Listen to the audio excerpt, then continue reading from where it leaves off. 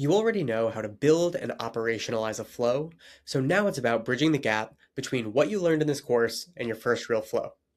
This lesson is going to be super tactical. We'll first focus specifically on how to select your first use case and caution you against some characteristics of tougher initial use cases.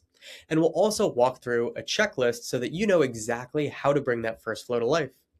The goal of this lesson is for you to walk away feeling like you know exactly what you need to do after this course to ultimately deploy that initial use case. And to start, we'll talk about how to actually prioritize and select the right initial use case to start. When it comes to prioritizing your first use case, I'd encourage you to think about the complexity of that process and the effort required to do it manually. If we put these on an X and Y axis, you can see that the sweet spot for your first use case is going to be a low complexity, high effort process.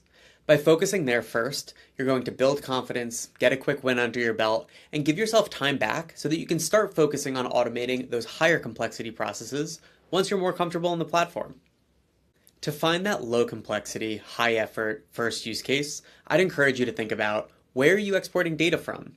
Where are you using VLOOKUPs and what processes have an SOP or process document associated?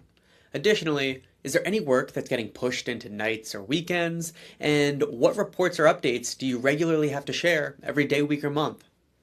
It's also helpful to understand which use cases we'd recommend avoiding for your very first flow, not because Parabola can't actually handle the process, but rather because these are usually more complex processes that make it harder to build momentum. Common characteristics include planning and modeling heavy use cases. Processes start with really complex Excel files, often with multiple different tabs that usually have unstandardized data formats across tabs.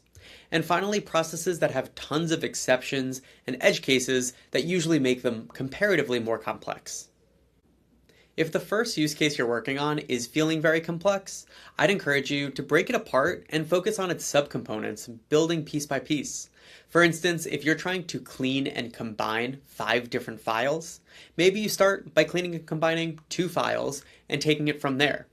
With this approach, you can start with a scoped down initial use case, you can build confidence, and you can expand from there as you get more comfortable in the platform. Once you've identified that really solid first use case, you can start to use PCCTS to start to map out your thoughts on how we approach building this. First, you can think about what is the problem that we're actually trying to solve, and then think about where does this data live and how do we need to access it, how are we cleaning, combining, and transforming that data, and then finally, what actions do we actually need to take from the output of this flow. And to make this even more actionable, after you wrap up this lesson, I'd encourage you to drag and drop a file onto a new flow, and then build by chatting with Parabola. If you scroll down on this page, you're going to see that we took the questions from the previous slide and turned it into a template to make it really fast and easy for you to get your thoughts into words and start building in Parabola. After you're building with chat, at the end of the flow, for your first flow, I'd recommend generating a static file like an Excel or CSV file before you actually run your flow and get that data.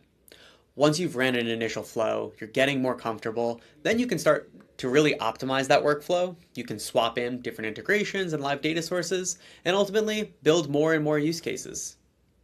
With how good AI has become, realistically, you don't need to write a 500-word essay or a complete process doc for Parabola to really help guide you along this building process.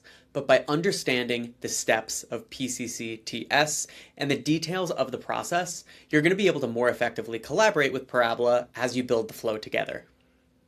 When in doubt, just talk to Parabola the exact same way that you talk to a teammate, whether you're stuck, finding success, or have questions about the data.